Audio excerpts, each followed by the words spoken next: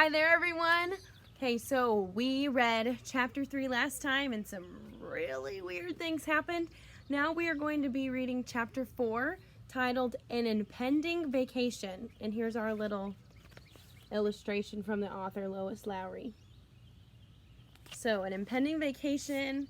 That looks like it was a travel brochure. What do you think is going to happen?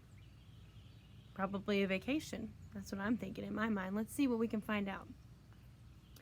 "Dear ones," Mrs. Willoughby said at dinner as she sliced the overcooked leg of lamb with a small handsaw, "Father and I have decided to take a vacation." "A sea voyage?" asked Tim as he spooned some glutinous gravy onto the gray slab of meat she had given him.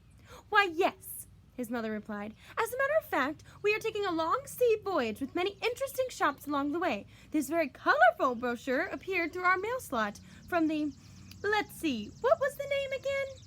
She picked up the glossy paper and looked at it. "The Reprehensible Travel Agency," suggested Tim. "That's it, exactly," his mother beamed at him. "You're so clever, son. I hope your cleverness will win you a scholarship so that you can go to college." "What about B and me?" Barnaby A. asked. "We're not clever." "And Jane, she's a complete dodo," Barnaby B. added. "Does that mean that we won't be able to go to college?"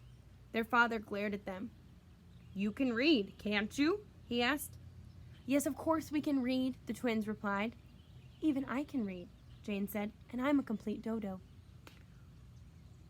"Well, then you should feel very fortunate. There are many less fortunate people in the world. I have heard of people in underdeveloped countries who do not know how to read."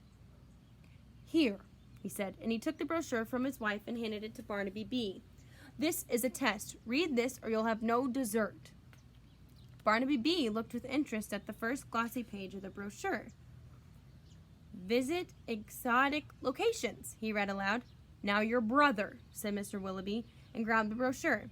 He handed it to Barnaby A., who read aloud, "Erupting volcanoes, ferocious wild animals, floods, famine, and finally the girl." Mr. Willoughby grabbed the brochure again and handed it to Jane.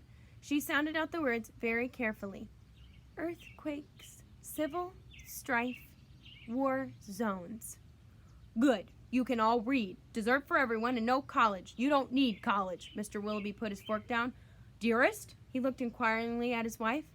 "Shall we tell them about our plans?" "Please do," she said. "We've decided as a result of this glossy brochure from the Reprehensible Travel Agency to take a vacation," Mr. Willoughby announced. "Yes, you said that already," Jane pointed out. "Don't interrupt." "Sorry," said Jane, looking at her lap. "Therefore," he continued, "since it is against the law for us to leave you alone—" "It is?" asked Barnaby A. with interest. "We don't mind staying alone," Tim said. "We prefer it, actually." Mr. Willoughby glared at the children. "May I continue?" he asked pointedly. The children nodded politely.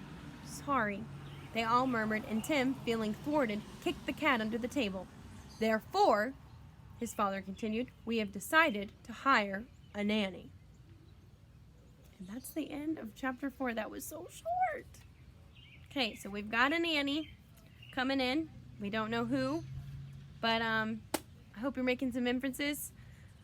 Do you think she's going to be a nice nanny? Do you think she's going to be mean? Do you think a nanny will show up? Do you think there will be more than one nanny? What are you thinking? Go ahead and leave it in the comments if you have an idea. But hopefully you're still following along with the book. And if you're not, if you've seen the movie, please